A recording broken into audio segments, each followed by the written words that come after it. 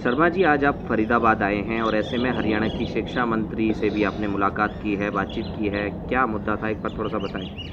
देखो, सबसे पहले मैं धन्यवाद देना चाहूँगा माननीय शिक्षा मंत्री जी का कि एक महिला होने के बावजूद और एक शिक्षिका है, ये तो हमारे लिए बहुत गर्व की बात है।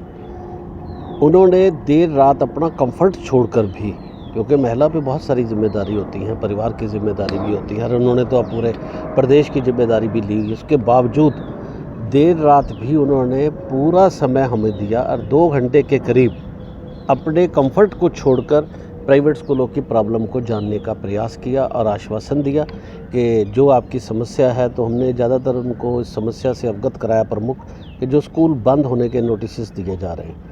तो उन्होंने कहा कि अगर कोई भी ऐसे नोटिस दिए जा रहे हैं, मेरे संज्ञान में लाइए, मैं अधिकारियों से बात करूँगी और जो भी यथासंभव इसका कोई हल होगा, ये जिस पे कोई कोर्ट का आर्डर बीच में ना आता हो, तो उसको निकालने का प्रयास किया जाएगा। तो बहुत ही सकारात्मक उनका रवैया था और बहुत ही ऊर्जा के साथ उन्होंने जो है हमें समय दिया। शर्मा जी, जिस तरीके से अभी हरियाणा में जो है मंत्रियों पदों का फेरबदल हुआ, तो ऐसे में शिक्षा मंत्री की ज़िम्मेवारी पहले कंवरपाल गुर्जर जी पर थी और ऐसे में अब सीमा त्रिखा जी को मिली हरियाणा से। तो ऐसे में किसको आप बेस्ट मानते हैं कि पहले वाले अच्छे थे या ये वाले? देखिए, पहले मनोहर जी मुख्यमंत्री थे, उनके विवेकाधिकार होता है कि वो किसको शिक्षा मंत्री या कोई मंत्रालय देते हैं। उन्होंने कंवरपाल जी को इसका जो है मौका दिया। कंवरपाल जी ने भी बहुत बुद्धिमत्ता से, और जहाँ तक प्राइवेट स्कूल्स के इश्यूज़ की बात है, तो वो बहुत जगह मजबूती से खड़े हुए प्राइवेट स्कूल्स के साथ। जब कोविड का भी दौर था, तो चारों तरफ से प्राइवेट स्कूलों के खिलाफ नेगेटिव खबरों का माहौल था, लेकिन कंवरपाल जी ने बड़े दृढ़ता से ये कहा कि प्राइवेट स्कूल्स की भी प्रॉब्लम है। तो उनका दौर भी एक अच्छा दौर कहा जा सकता है। और आज हमारी माननीय सीमा त्रिखा जी शिक्षा मंत्री हैं, जिनकी पृष्ठभूमि ही एक शिक्षक की है और वो भी बड़ी बेहतरी से इस सारे माहौल को जानती हैं।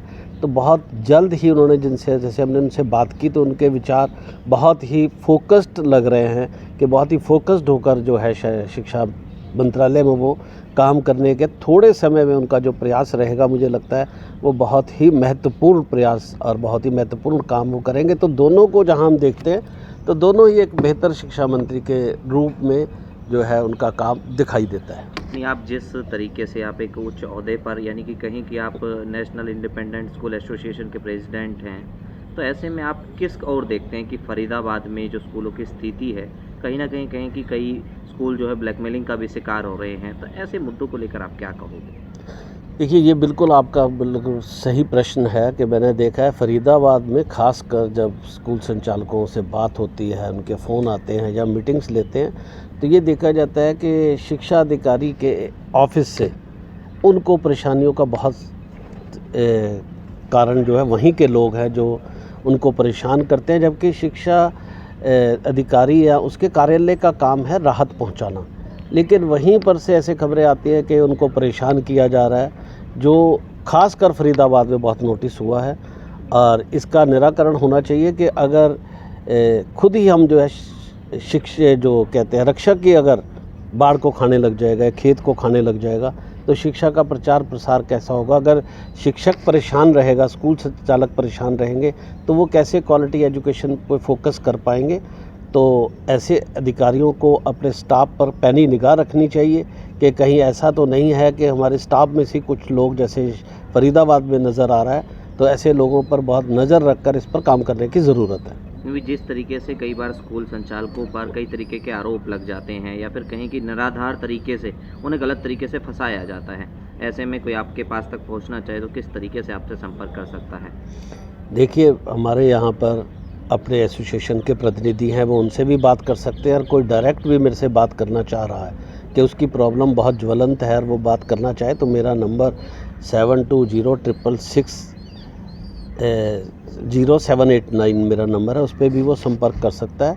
और आप मेरे नंबर को अपने उस पर फ्लैश भी कर सकते हैं। तो किसी भी प्रॉब्लम के लिए फेडरेशन, एसोसिएशन और मैं उनके लिए हर वक्त हाज़िर हूँ कि कोई भी उनकी समस्या हो तो निराकरण में हम उनके साथ खड़े हैं। अंत में दर्शकों से कोई अपील या फिर किसी अधिकारी से कोई चेतावनी आप जारी करना चाहें?